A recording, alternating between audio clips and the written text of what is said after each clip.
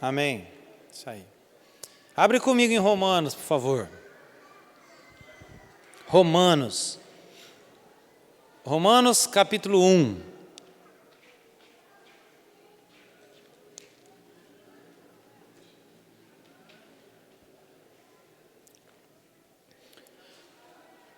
A carta aos Romanos, Paulo escreve para uma igreja.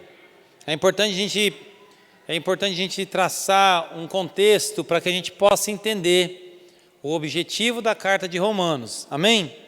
Você se lembra que na época de Jesus e na época de Paulo, quem dominava o mundo era o Império Romano, cuja capital era Roma. Amém? Você se lembra disso? E a igreja de Cristo foi implantada também na capital. Havia uma igreja em Roma. Glória a Deus. A maior capital. E aqueles crentes viviam no centro do mundo, né? Eles estavam rodeados pela cultura romana, então ali era um centro cultural, ali era um centro financeiro, econômico, ali era um centro militar, ali era onde as pessoas iam para ganhar vida. Em Roma era onde estavam os governantes, a elite do Império Romano morava ali. E em meio a essa atmosfera havia uma igreja. E essa igreja estava rodeada de vários contra-ataques do inimigo. Imagine a atmosfera espiritual daquele lugar. O Império Romano, que era politeísta, adoravam vários deuses, era muito parecido com a mitologia grega, por exemplo, né? Onde os gregos tinham deuses para tudo, você lembra? Era o deus da água, eles também tinham o deus do vinho, o deus do amor, a deusa da beleza, e aquela igreja estava sobrevivendo em meio a grandes contra-ataques do inimigo, pressões externas e internas na igreja de Cristo. Então Paulo escreve essa carta aos romanos, trazendo alguns alertas, sinais de alertas para a igreja de Roma. E eu creio que não é muito diferente das lutas e das pressões que a igreja de Cristo vive hoje. A igreja de Cristo hoje está inserida também num contexto. Nós vivemos no mundo, nós não somos do mundo, mas a igreja está no mundo. E nós somos pressionados por uma cultura do mundo. Nós somos pressionados por uma economia do mundo. Nós somos pressionados com uma atmosfera espiritual do mundo que vai contra a palavra de Deus. Sim ou não? Sim. É assim que as coisas governam. A igreja está inserida num ambiente que não parece muito favorável. Mas onde abundou o pecado, superabundou a graça. E as portas do inferno não prevalecerão contra a igreja de Cristo. Amém? É isso que a palavra determina.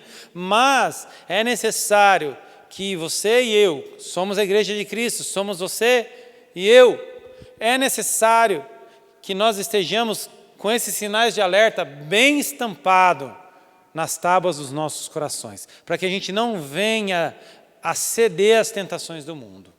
E aqui nesse capítulo 1 de Romanos, Paulo descreve algumas áreas, alguns tipos de comportamento que aquela sociedade praticava e que a igreja deveria se policiar para não cair nas armadilhas de Satanás.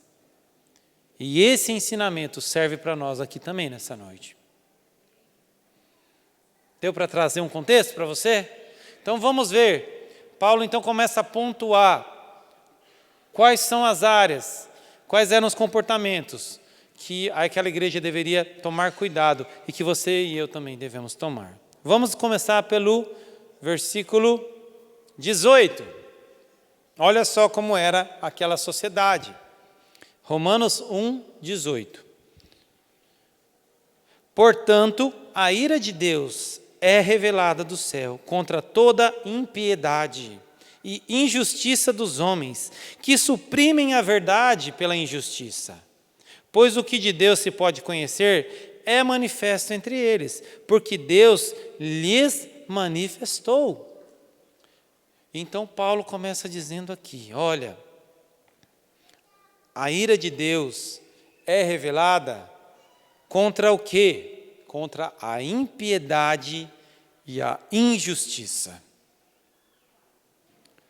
E é incrível como nós olhamos para a sociedade a qual nós vivemos e a gente se depara com tantas injustiças, não é verdade? Injustiças em todas as áreas. Você vê injustiça contra os mais pobres, injustiça contra os mais fracos, injustiça favorecendo os poderosos. A injustiça impera, mesmo com tantos avanços, mesmo com o direito, as leis, mesmo com os direitos humanos, tantos órgãos de proteção, e a gente ainda vê a injustiça acontecendo no mundo. E não só a injustiça, mas a impiedade também, a maldade. Você vê que a maldade não acaba. Os homens continuam sendo maus, sem amor ao próximo, sem temor a Deus, sem amor à própria família. Se a gente liga o noticiário, a gente começa a ficar até mal por conta da injustiça e da impiedade. Sim ou não? Né? O que a gente vê no noticiário é falando a respeito de injustiça e da impiedade dos homens. E nós, como igreja, estamos inseridos nesse meio. E aqui é interessante como Paulo ressalta que a ira de Deus se levanta contra esse tipo de comportamento. Às vezes a gente olha e parece que Deus não está fazendo nada. Se tem algo que Deus fica irado, é contra a injustiça e a impiedade. É o que está escrito aí. Sim ou não? Na sua está escrito, né? A gente fala que Deus é bom. Sim, Deus é bom, mas Ele não é bonzinho, Ele não é bobinho, meu irmão. Deus é fogo consumidor. Se depois você ler o capítulo, ele vai falar sobre que um dia, depois desse capítulo todo e o capítulo 2, você vai ver que Paulo continua dissertando a respeito de que um dia tudo vai ser colocado diante de Deus. E os homens serão julgados pelos seus atos. E a pessoa pode achar que ela está levando vantagem. As pessoas podem achar que ela está se dando bem, mas um dia todos os homens serão colocados diante de Deus. Bem-aventurados que têm fome e sede de justiça, porque serão saciados. Isso tem que trazer, meu irmão, um pouco de refrigério ao seu coração, porque senão a igreja de Cristo vai aceitando isso, vai se conformando com esse mundo. Não vos conformeis com esse mundo, mas transformai-vos pela renovação do vosso entendimento. A sociedade a qual a gente vive de injustiça e de impiedade não é o que Deus tem para nós. E nós, como igreja de Cristo, não podemos nos calar. Temos que continuar lutando contra essas coisas. Primeiramente na nossa vida. Porque às vezes a gente aponta o dedo para a sociedade, mas muitas vezes a gente pratica os mesmos erros. E a gente tem que tomar cuidado. Cuidado, meu irmão, para você não ser uma pessoa injusta no seu procedimento. Nas grandes coisas e nas mínimas coisas. Injusto, num troco que você recebe a mais, você tem que devolver como cristão. Não podemos ser injustos com as nossas palavras, a palavra do crente ainda tem que ser sim, sim, não, não. Injustos com os nossos filhos, injustos com nossos cônjuges. A igreja de Cristo não pode se parecer com o mundo. A igreja de Cristo tem que destoar do mundo. Paulo escreveu esse texto aqui para a igreja. E está falando, vocês tomem cuidado. porque a geração na qual vocês estão inseridos é injusta e é ímpia, mas se policiem para não ter esse mesmo tipo de comportamento. Crente ainda tem que salgar, crente ainda tem que brilhar. E aquela igreja vivia nisso. E olha que o direito, você sabe que o direito que a gente tem hoje praticado, as leis, o modelo de direito, é muito inspirado no direito romano. E na época o Império de Roma atuava, haviam leis de proteção ao cidadão romano, tanto que arrumou-se uma confusão uma vez com Paulo, porque ele era cidadão romano e ele foi condenado, lembra? Sem um julgamento oficial. E então depois o oficial que o prendeu lá ficou todo com medo, porque havia umas leis de proteção. Havia uma base de direito. Não era aqueles povos bárbaros, que não havia lei nenhuma. Havia uma organização, havia um estado de governo, havia uma força policial, mas mesmo assim haviam injustiças no tempo de Paulo. E ainda existem injustiças e impiedade no nosso meio. Mas a igreja não pode aceitar isso no meio do corpo de Cristo. E também não podemos nos conformar com isso. Deus, eu não aceito que o pobre seja oprimido. Deus, eu não aceito. Nós ainda temos que ter sede e fome de justiça, meu irmão. Quando a gente vê uma situação de injustiça, o nosso coração ainda tem que se compadecer. A gente não pode se tornar insensível. Quando a gente vê algum necessitado sendo desamparado, não atendido, o nosso coração tem que se compadecer ainda. A gente não pode deixar que o nosso coração fique duro. A igreja tem que ser a primeira a estender a mão, o crente tem que ser o primeiro a querer ajudar de alguma forma. Que nós possamos ser referência de bondade, de justiça na nossa sociedade. O contrário de impiedade e injustiça é bondade e justiça. A igreja tem que ter esse papel na sociedade de plantar a justiça, de plantar o amor de Cristo. É para isso que Jesus nos deixou aqui. E às vezes a gente se preocupa só em falar do Evangelho. E temos mesmo, essa é a grande comissão. Mas nós temos que nos lembrar que nós temos que viver o Evangelho. Que o nosso testemunho, que a nossa conduta seja uma carta aberta e lida por todos os homens. Amém? E aí Paulo continua no versículo 20. Olha para você ver. Pois desde a criação do mundo, os atributos invisíveis de Deus, seu eterno poder, a sua natureza divina, têm sido vistos claramente, sendo compreendidas por meio das coisas criadas, de forma que tais homens são indesculpáveis, porque, tendo conhecido a Deus, não glorificaram como Deus, nem lhes renderam graça, mas os seus pensamentos se tornaram fúteis e os seus corações insensatos se obscureceram, dizendo-se sábios, tornaram-se loucos. Não é isso que acontece na nossa sociedade? Aqui está falando a respeito do conhecimento de Deus. Quando você olha para a criação de Deus, você consegue enxergar Deus? É impossível nós não enxergarmos Deus na precisão da forma como as coisas acontecem na natureza. Se você for estudar o movimento do nosso planeta, a órbita do nosso planeta em volta do Sol, a órbita da Lua em volta do nosso planeta, a rotação, tudo, meu irmão, cronometrado como um relógio suíço, preciso, na distância certa, no tempo certo, com o tamanho certo, com a gravidade correta, tudo cooperando para o nosso bem. Quando a gente olha o mar, quando a gente olha o efeito da maré, quando a gente olha uma simples flor, existe a essência de Deus ali. E aqui está falando, os homens tão inteligentes, tão sábios, ficam procurando outras explicações para que tudo isso exista, não é assim?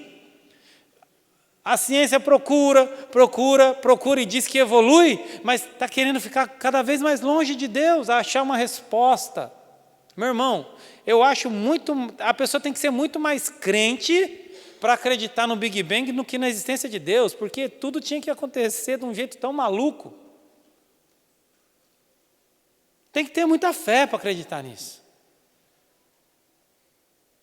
Mas a pessoa prefere acreditar que do nada tudo se fez, não havia nada. Depois aí aconteceu tudo. Do nada nada se cria, do que acreditar que existe um Deus poderoso, um ser infinitamente poderoso, que através da sua palavra criou todas as coisas. Mas a igreja tem que acreditar nisso. Ou nós não somos igreja. Se a gente deixar a nossa fé esmurecer, meu irmão, nós não somos igreja, nós vamos ser um clube de pessoas que têm um propósito em comum.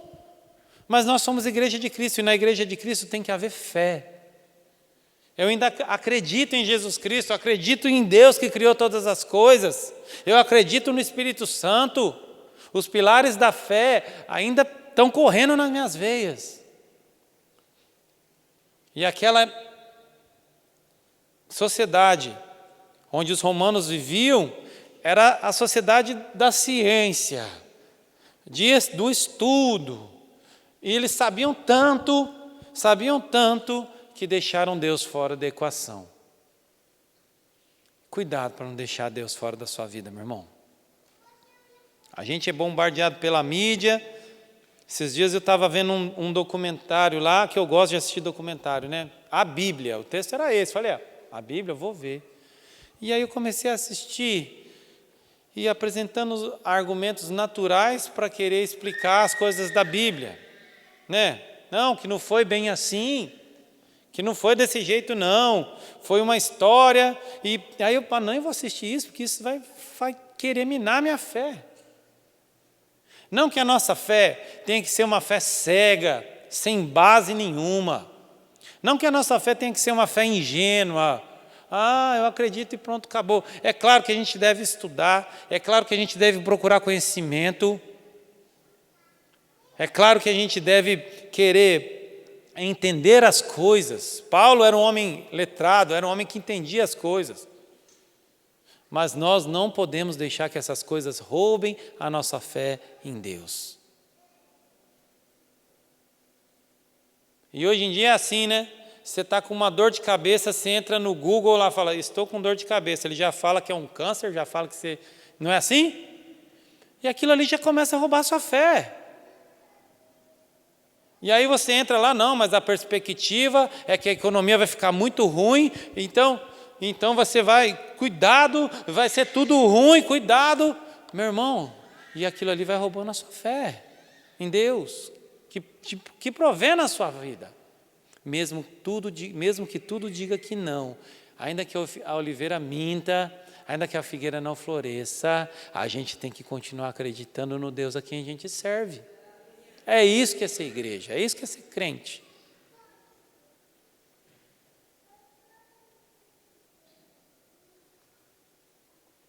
A última palavra na nossa vida ainda tem que continuar sendo a palavra de Deus. Cuidado, meu irmão, para não ficar ouvindo outras vozes que não seja a voz de Deus. A última palavra é a de Deus.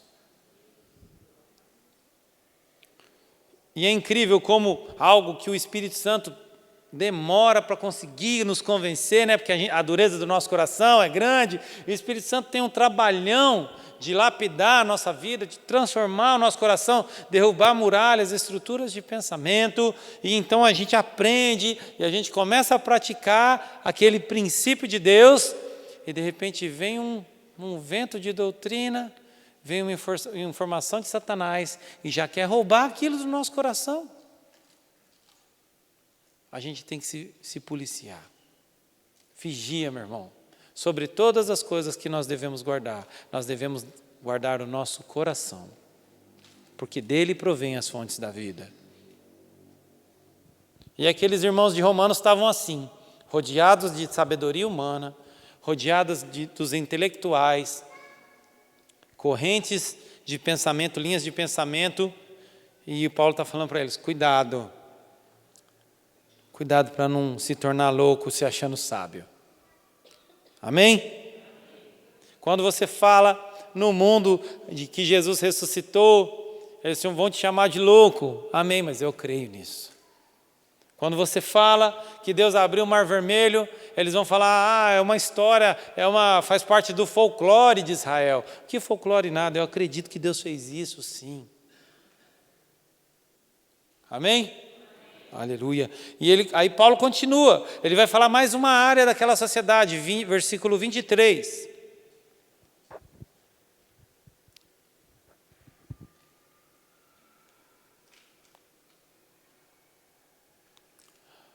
Trocaram a glória de Deus imortal por imagens feitas segundo a semelhança do homem mortal. Olha só. Bem como de pássaros, de quadrúpedes, de répteis, trocaram a verdade de Deus pela mentira, lá no versículo 25. Trocaram a verdade de Deus pela mentira e adoraram e serviram a coisas e seres criados em lugar do seu Criador, que é bendito para sempre. E aqui Paulo vem falando que é da idolatria, onde o ser humano troca a glória de Deus e troca a verdade de Deus. Aqui o versículo 23 usa o termo trocar a glória de Deus, e o versículo 25 fala a respeito de trocar a verdade de Deus.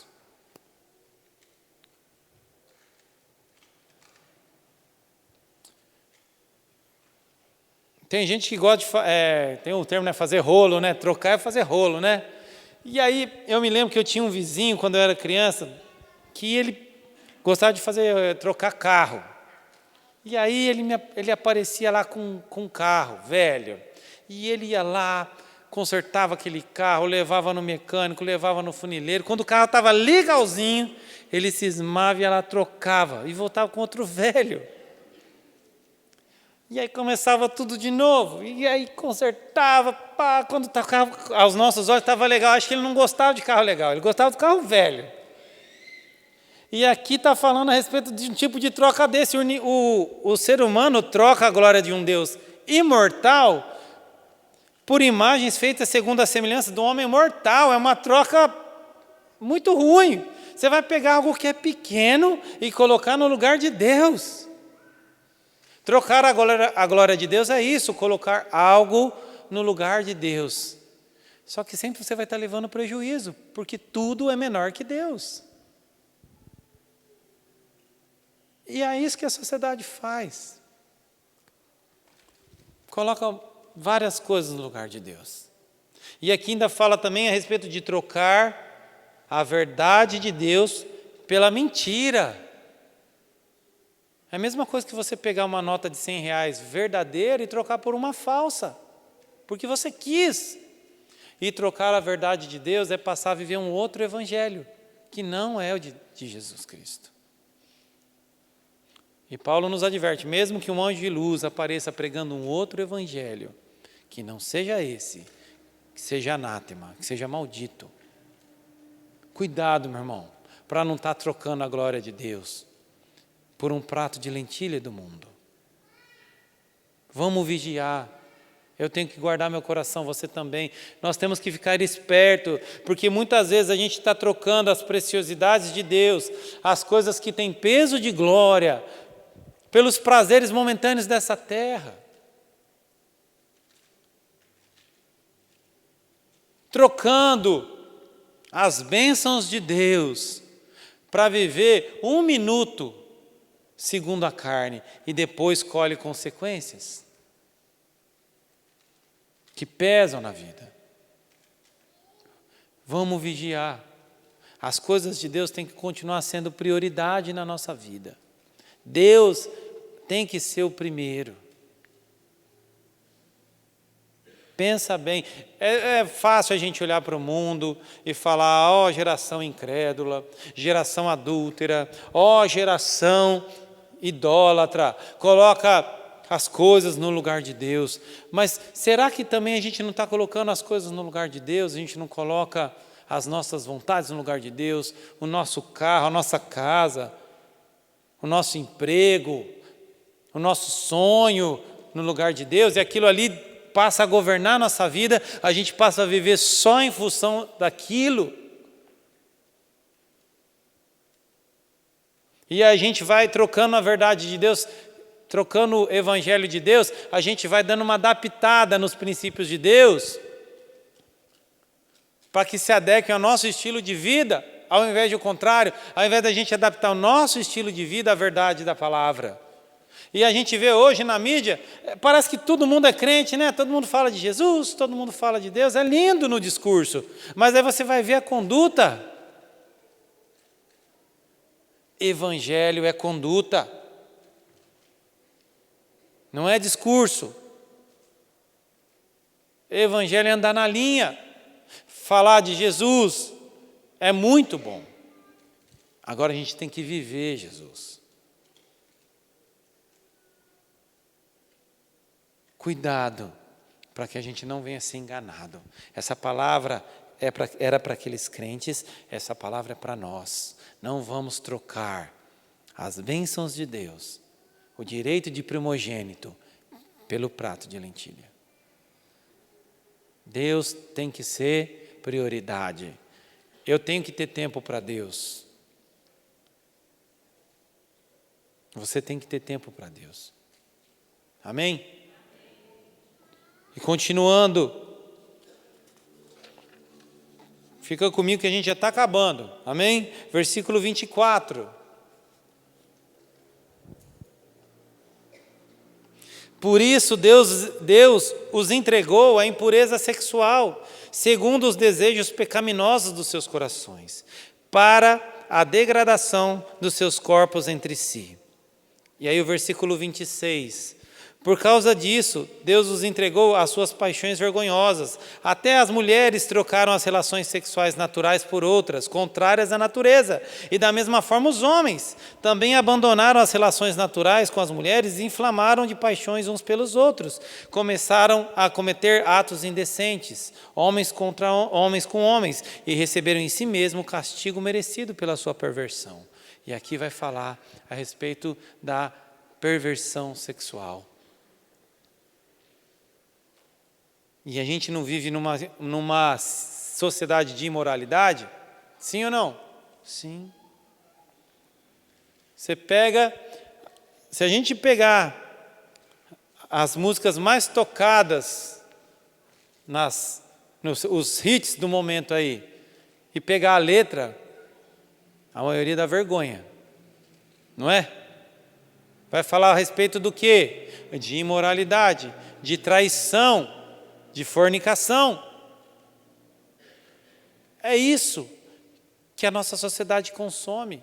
Hoje, através da internet, é muito fácil a gente ver um vídeo, não é? A gente cobiçar.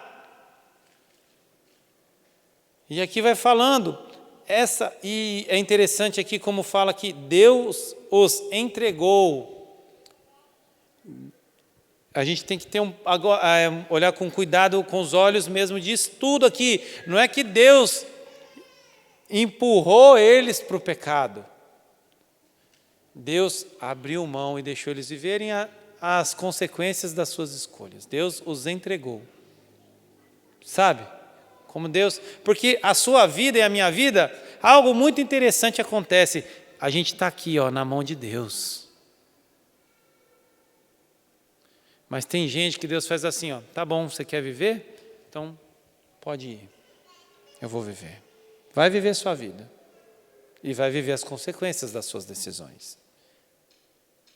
E aqui Paulo vai falando, e aí a sociedade vai num descendente.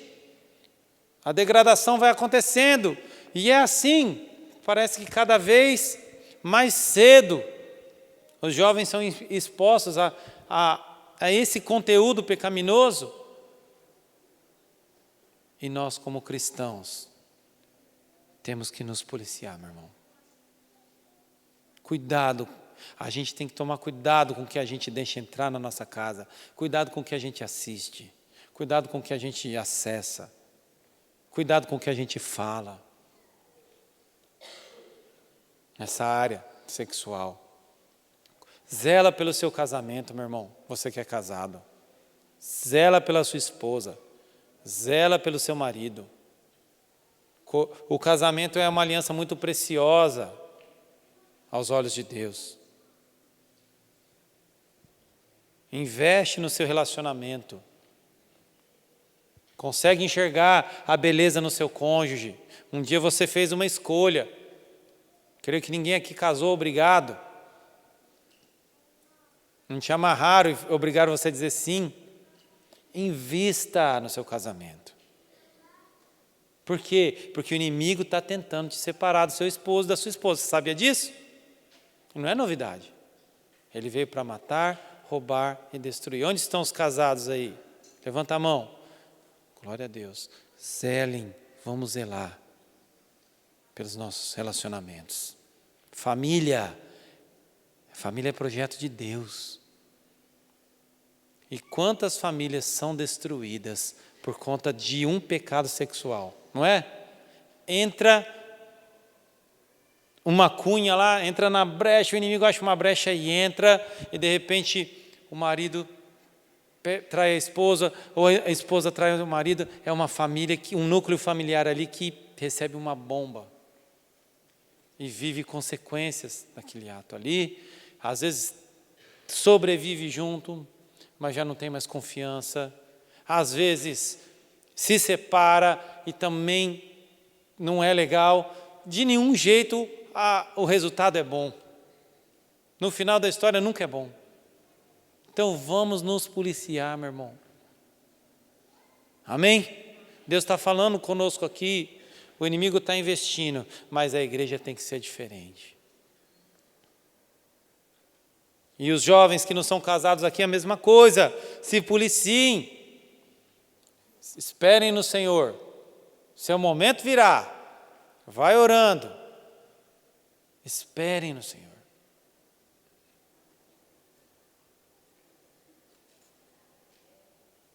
E aí continua, versículo 28. E aí ele faz um resumo. Aqui Paulo termina com um resumo. Além do mais, visto que desprezaram o conhecimento de Deus, ele os entregou a uma disposição mental reprovável, praticando o que não se devia. Eles se tornaram cheios de toda sorte de injustiça, maldade, ganância, depravação, cheios de inveja, homicídios, rivalidade, engano, malícia. Bisbilhoteiros, caluniadores, inimigos de Deus, insolentes, arrogantes, presunçosos, inventam maneiras de praticar o mal, desobedientes aos pais, insensatos, desleais, sem amor pela família e implacáveis. Embora conheçam o justo decreto de Deus, de que as pessoas que praticam tais coisas mereçam a morte, não somente continuam a praticá-las, mas também aprovam os outros que também as praticam. Isso daqui parece um roteiro de novela, não parece? Se você for pegar aqueles personagens típicos, é tudo isso daí, né? Vai ter o invejoso, vai ter o que é rival, vai ter que é o insolente. Não é assim? Até aí tudo bem. O problema é que também é um retrato da nossa sociedade.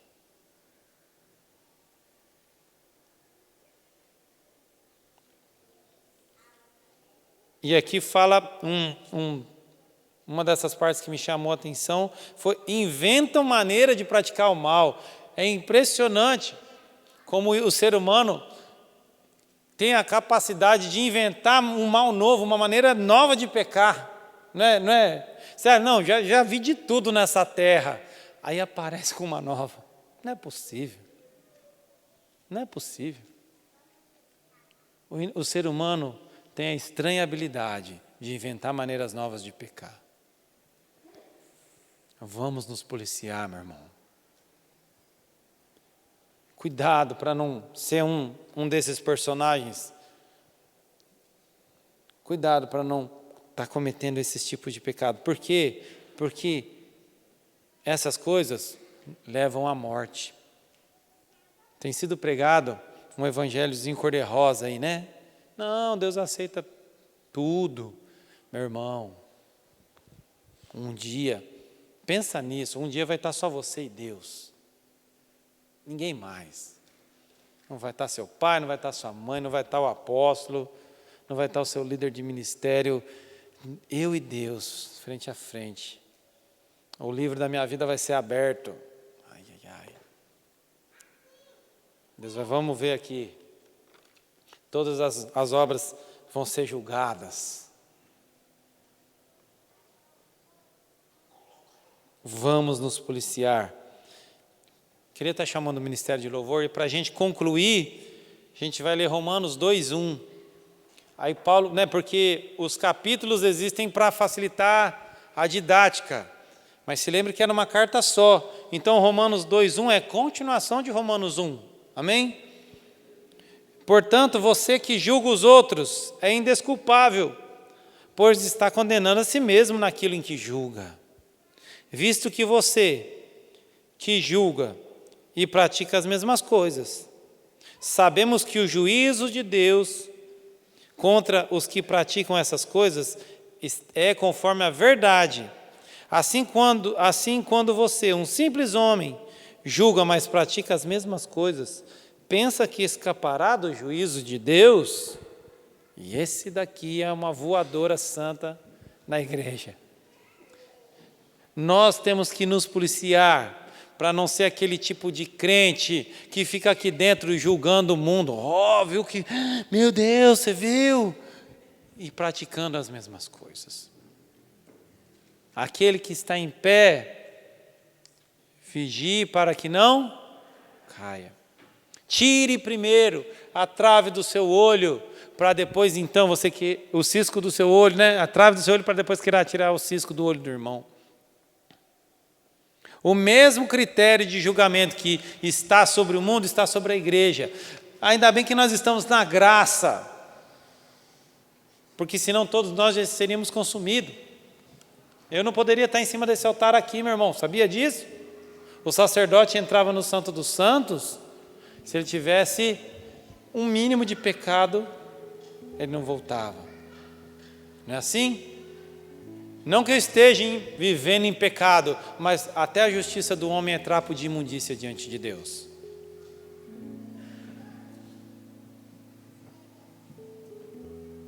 A gente pode pegar isso daqui e olhar para o mundo e se lembrar do vizinho, se lembrar daquele parente, ou a gente pode pegar isso aqui e refletir e fazer um raio-x na nossa vida e falar, peraí, eu não quero ser esse tipo de crente. O mundo precisa ouvir a verdade do Evangelho, mas o mundo não precisa do julgamento da igreja. Quem vai julgar o mundo é Cristo. Nós não podemos nos conformar com esse século. Nós temos que continuar falando a verdade. Pecado é pecado. Mas nós temos que continuar nos preocupando em viver o Evangelho de Cristo. A palavra fala que a igreja de Cristo caía na graça do povo, porque eles eram maus pagadores? Não. Porque eles traíam as esposas? Não. Porque eles tinham conduta cristã. Eles eram homens e mulheres de Deus. E você e eu somos homens e mulheres de Deus, meu irmão. Toma posse disso. Deus te comprou com preço de sangue, para você ser uma outra pessoa. Você já não é mais o mesmo.